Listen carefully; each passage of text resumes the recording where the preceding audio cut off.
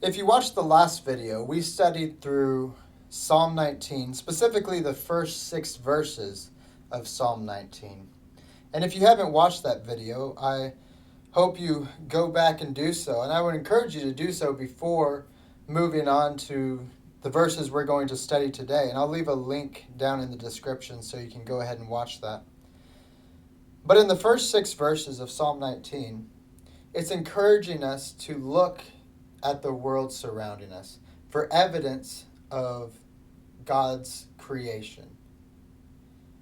And so when we look at the heavens and we look at the sky and we look at nature surrounding us, God has not left us without a witness of who He is. And that's what the first 6 verses are speaking to, is the evidence that God has left of who He is as the creator of the universe. And it's telling us that we need to look up. Well, these next verses, verses 7 through 11, is not telling us to look up, but it's actually telling us to look down.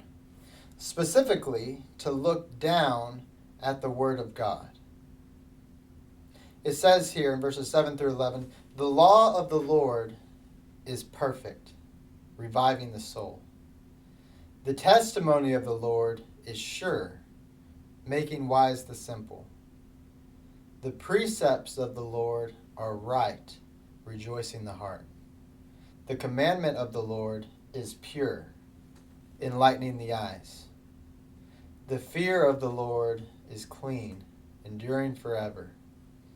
The rules of the Lord are true and righteous altogether. More to be desired are they than gold, even much fine gold. Sweeter also than honey and drippings of the honeycomb. Moreover, by them your servant is warned. In keeping them, there is great reward."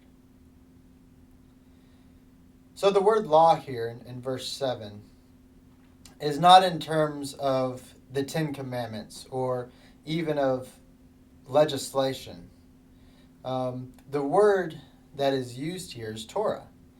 And it's a term used for the will of God. And of course that is revealed through the Word of God, His instructions that have the power to convert and revive souls. So the Word of God changes and saves the heart. The Word of God, as we study, hopefully we're studying, is changing who we are. It's changing the way we interact with one another. It's changing our goals. It's changing us from the inside out. It's changing who we are. So in the same way that the sun provides for us physically, as expressed in the first video, the Word of God provides for us spiritually. Peter says in 1 Peter 1:23, it says, "For you have been born again, not of perishable seed, but of imperishable, through the living Word of God." And of course we know Hebrews 4:12 says that the Word of God is actually living and that it's active and it's able to pierce our hearts and judge our thoughts and intentions. So the Word of God is active and alive. It's able to do things. It's able to change us. The Word of God has a purpose in our lives. For those who like to diagram things out, I think it really paints a picture when you take the adjectives and write them out in these verses here, verses 7 through 11. And you see the Word of God affirmed for us in a very important and clear way. So if we scan the adjectives, and I encourage you, if you have a piece of paper, just go ahead and write them out as we go. It first says that the law of the Lord is perfect.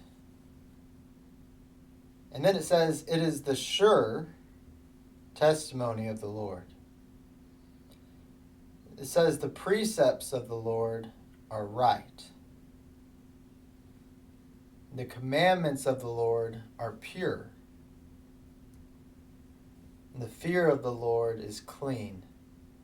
And the rules are true. So just in case you missed that, the adjectives are perfect, sure, right, pure, clean, and true. And what we have here is a succession of words that are combining into one great truth. You know, when it says that the law of the Lord is perfect, this is the same word that's used as an example in Romans 12:12, where it says, the will of God is perfect. So David is confirming that the will of God, or the way of God, is perfect. And then it says that the testimony is sure. And this is talking about the surety, is confirming the word of God. And then it says the precepts of the word are right. And the word there that is used for right does not distinguish between left or right, or even right or wrong. But it has to do with morality. It's making a point that the way God has established his world and his creation is within the framework of moral cleanliness. There's no deficiency found in the way that God has created his world. And then the remainder of the words are simply pure, clean, and true. And for time's sake, I'm not going to go into these words because we could dwell on these for a while. But the point we need to make sure that we understand is when you take these words and you set them against the background of our world, of our society today, then we set them in a context that illuminates them with a dark background, if that makes sense. These words stand out in society, in the culture that we live in. A culture that we live in that deals with half-truths, that's talking about fake news all the time. A culture that's embracing compromise at every turn. And so to be confronted with words like perfect and sure and clean and right and true is to immediately realize that the Word of God shines in the world that we live in today. And we need to understand that. The darker that this world becomes, the more falsehood that is evident in the world that we live in. The more Christians, the more the Word of God shines. So, if you've written down these adjectives, I want to talk about what these adjectives describe. Well, they describe the law of the Lord, the testimony of the Lord, the precepts of the Lord, the fear of the Lord, the commandments of the Lord, and the rules of the Lord. And what do they do? We now have the adjectives, we have what they describe. I mean, you just have to go through these verses and match up the adjectives with what they describe, and then what they do. They revive the soul. They make wise the simple. They rejoice the heart. They enlighten the eyes. They endure forever, and they warn the servants. Like I said, when you place these things over the backdrop of the world we live in, a world that is being affected by COVID-19, a world that is going through political chaos and social chaos, and you confront the world with words like perfect and sure and right and pure. These things are hard to find and clean and true. We don't find these things in the world that we live in today. It's hard to find cleanliness. It's hard to find things that are true. It's hard to find things that are perfect and sure, things that are right, things that are pure. But when we look at the Word of God, the law of the Lord, the testimony of the Lord, the precepts of the Lord, the commandments of the Lord, when we look at these things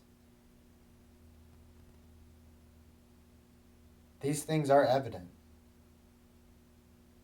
So we need to cling to these things, not get distracted by the world around us and everything that's going on, and focus on the Word of God during these times, because these are the things that are perfect and true and right.